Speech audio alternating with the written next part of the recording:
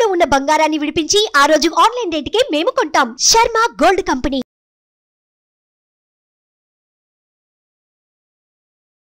నమస్కారం, welcome to Suman TV. నేను గీతాంజలి. ప్రస్తుతం మనతో పాటు ఒక ముఖ్య అతిథి ఉన్నారండి. వారు శ్రీ విద్యాపీఠం వ్యవస్థాపకులు, అలాగే గత 45 సంవత్సరాలుగా శ్రీ విద్యా ఉపాసనతో ఎంతో మందికి మంత్రోపదేశం చేసినటువంటి శ్రీ గురు కరుణామయ్య గారు మనతో పాటు ఉన్నారు. వారితో మాట్లాడదాం, మరిన్ని అమూల్యమైన విషయాలు తెలుసుకుందాం. గురుగారు నమస్కారం అండి. ఎలా ఉన్నారు? అమ్మదేవుల బ్రహ్మాండంగా ఉన్నాను. చాలా సంతోషం మీతో మాట్లాడడం, ఈ సమయం లభించడం అనేది అమ్మవారి కృతజ్ఞతలు తెలుపుకుంటూ. ఎన్నో ప్రశ్నలు ఉన్నాయి, ఎన్నో సందేహాలు నిత్య జీవితంలో మేమందరం ఎదుర్కొనేవి. అవి అయితే ఎవరిని అడగాలి అనేది కూడా ఒక పెద్ద సందేహం. మీరు రావడం అనేది అదృష్టంగా భావిస్తూ చాలా మంది వ్యూవర్స్ కామెంట్స్ రూపంలో అడిగినటువంటి ప్రశ్నలు ఏవైతే ఉన్నాయో మీ ముందు ఉంచుతున్నానండి. అందులో ప్రతినిత్యం పూజ చేసుకోవడం మా అందరికీ అలవాటే. మాకంటూ పూజ గది ఉండాలి అని చెప్పి ఇల్లు కట్టుకునేటప్పుడు లేకపోతే ఒక ఇల్లు అద్దెకుండానికి వెళ్ళినా కూడా పూజ గదికి ఇలా ఉండాలని ప్రత్యేకంగా చూసుకుంటాం. పూజ గదికి కూడా కొన్ని నియమాలు ఉంటాయి అని అంటారు. నిజమేనా? ఉంటే అవి ఏంటి? ఇవి తెలుసుకోవాలనుకుంటున్నాం. తప్పకుండా ఏది తెలుసుకోవాలో అదే ముందు అడిగారు, అది సంతోషం.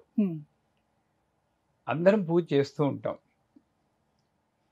పూజ చేసేటప్పుడు చాలా ఎక్స్పెక్టేషన్స్ ఉంటాయి. కష్టాలన్నీ తీరిపోవాలి, ధనం కుప్పలు కుప్పలుగా వచ్చేయాలి. రావచ్చు, కలియుగంలో కూడా అన్ని కష్టాలు తీరవచ్చు, అమ్మవారిని ప్రత్యక్షం చేసుకోవచ్చు. కానీ దానికి తగిన ఉపాసన ఉండాలి. నా కోరిక ఎంత పెద్దదో నా ఉపాసన అంత బలంగా ఉండాలి. ఆ ఉపాసనకి దోహదపడేదే ఉపాధి అంటారు. ఆ ఉపాధిలో మొట్టమొదటి పూజ గది, తర్వాత వస్తువులు వస్తాయి, అగరబత్తులు, కర్పూరం, ఇవన్నీ తర్వాత. అసలు పూజ గది అన్నది ఒక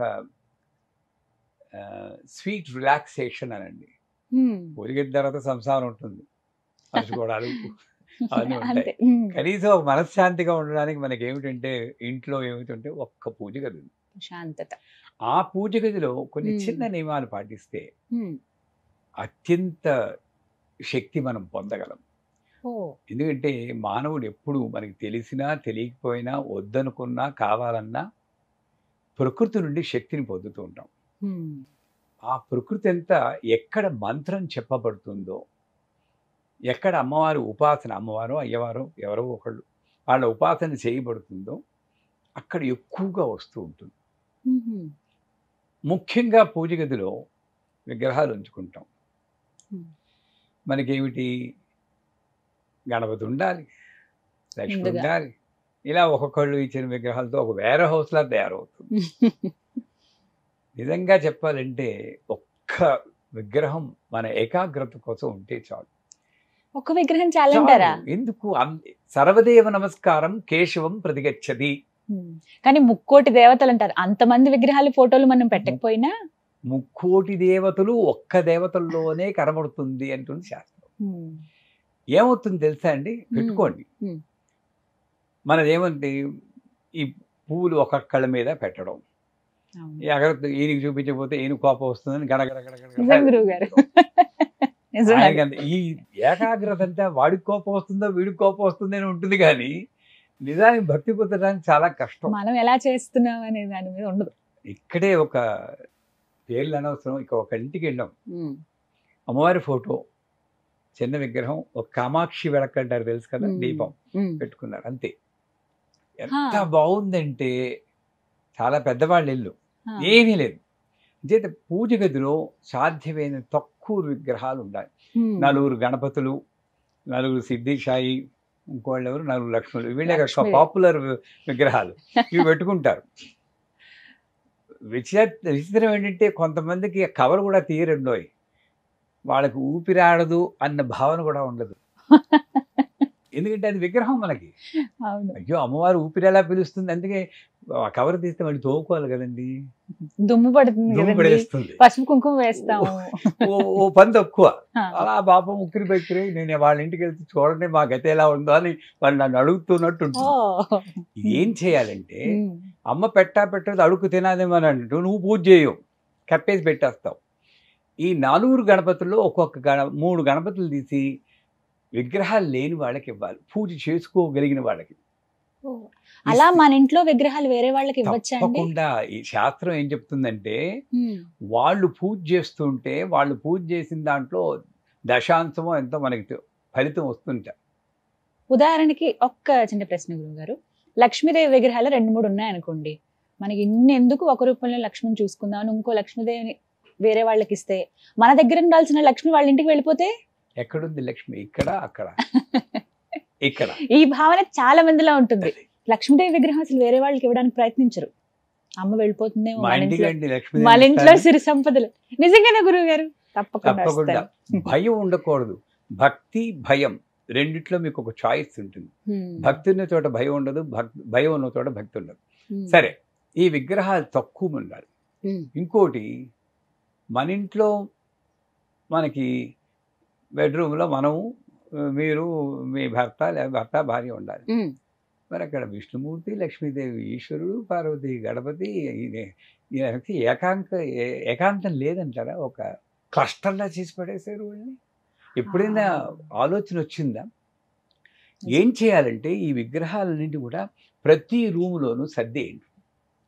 మనకేమిటంటే పూజ గదిలోనే విగ్రహాలు ఉండేటప్పటికీ అక్కడికి వెళ్ళేటప్పటికీ యాక్షన్ చేస్తున్నాం. మనం తప్పుగా అనుకోకండి. అక్కడికి వెళ్తే అపరిచితుడు ఓ సినిమా వచ్చింది చూడండి, ఇలా అనేప్పుడు మారిపోతారు. అలా అపరిచితుల్లా అయిపోయాం మనం. అక్కడికి వెళ్ళేటప్పుడు ఎక్కడ లేని ఏకాగ్రత వచ్చేస్తుంది. ఇలా కళ్ళు మూసుకుంటాం, లేని మనశ్శాంతిని యాక్ట్ చేస్తాం. మళ్ళీ బయటకు వచ్చే మామూలే. కాకపోతే ఎందువల్ల? పూజ గదిలో విగ్రహాలు ఉన్నాయని. ఈ విగ్రహాలనే ప్రతి రూమ్లోనూ పెట్టండి. మీ అమ్మాయి ఉన్న రూమ్లో సరస్వతిదేవి విగ్రహం పెట్టండి. వాడికి కొంచెం భయం ఉంటుంది, అమ్మవారు ఉన్నారు, కొంచెం దండం పెట్టుకోవాలని. ప్రతి రూమ్లోనూ, వంటింట్లోనూ, అన్నిట్లోనూ పెడితే మొత్తం ఇల్లంతా దేవాలయం అవదండి. కానీ బెడ్రూమ్స్ లో, అంటే పడక గదుల్లో దేవుడి విగ్రహాలు 100%.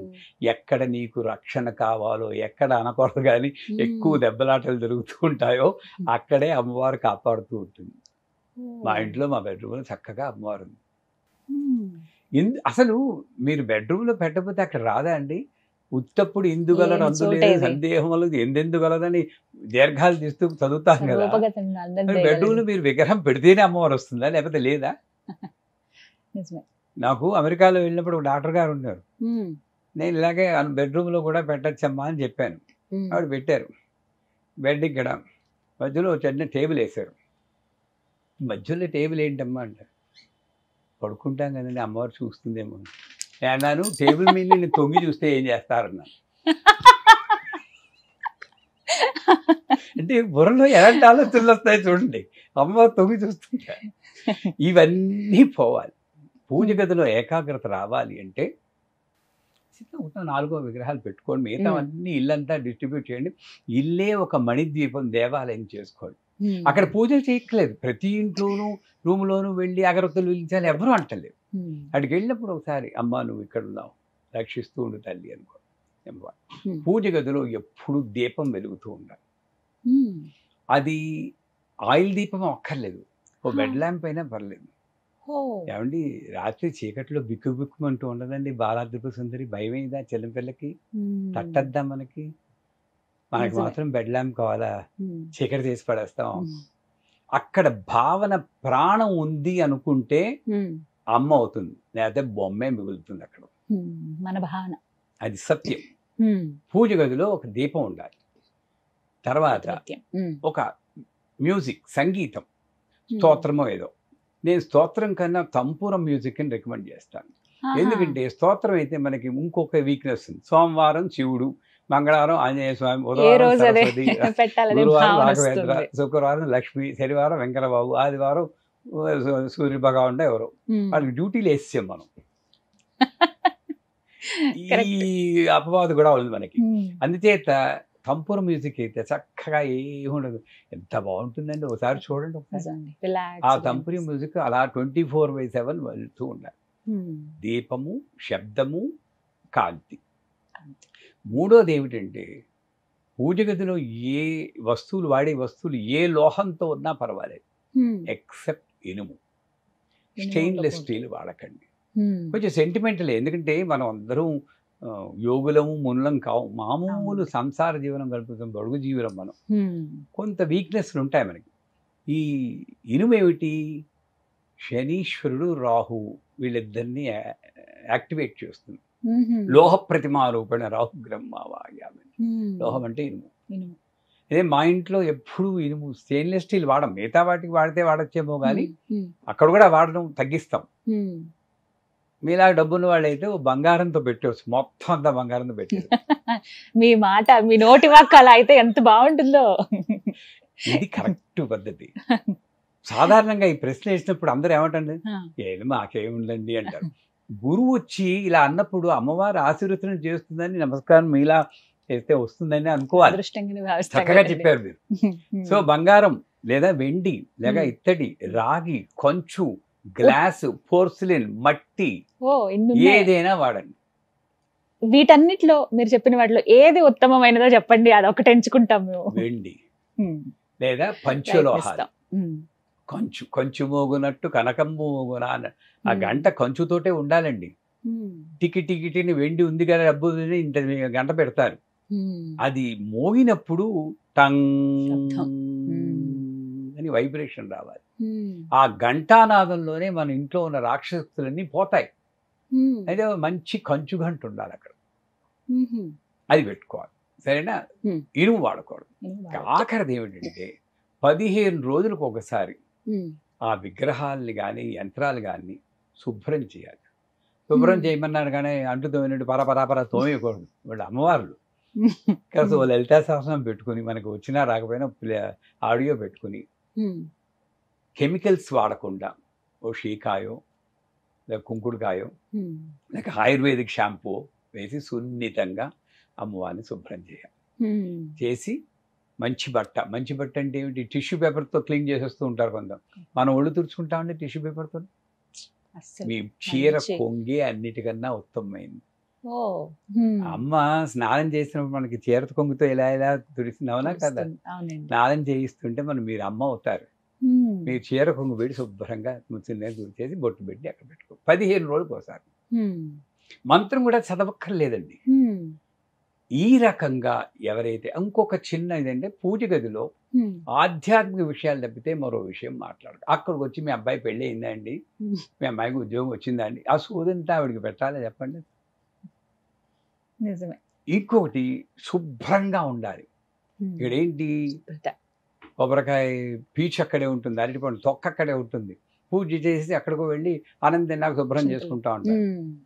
అసలు వైకుంఠంలో హాయిగా ఉన్న లక్ష్మీదేవిని ఎవడ పిలవన్నాడండి, ఆవాహయామి అని చెప్పి ఇక్కడికి వచ్చి చెత్తలో పడేయచ్చు. అసలు వెంటనే శుభ్రం చేయాలి. కొన్ని ఇళ్లలో ఓ స్టీల్ గ్లాసు, దాంట్లో బియ్యం, దాంట్లో అగరత్తు, ఆ బూడిదంతా అక్కడ పెడుంది. ఎప్పుడు ఏ మానాన్ని శుభ్రం చేయదు. 2 తప్పులు జరుగుతున్నాయి అక్కడ. బియ్యం సృష్టించింది అమ్మవారు తినడానికి, అగరత్తుల స్టాండ్ కాదు. అరటిపండు కూడా తినడానికి. వీడేమో అగరత్తు తీసి కసక్కమని పడుస్తాడు. ఆ యమధర్మరామేమో హత్య అని రాసుకుంటాడు. నిజమే. ఇక తినడానికి పుట్టిస్తే అరటిపండు, దాన్ని ఎవడు పడమన్నాడండి. ఏ స్టాండ్ పెట్టుకోలేరా మీరు? ఇటువంటి తప్పులు మనం భావన లేకపోవడం జరుగుతున్నాయి మనకి. అవన్నీ ఎంత పెద్దవి ఇప్పుడు మీరు చెప్తుంటారు. పెద్ద పెద్ద వాళ్ళే చేస్తారు.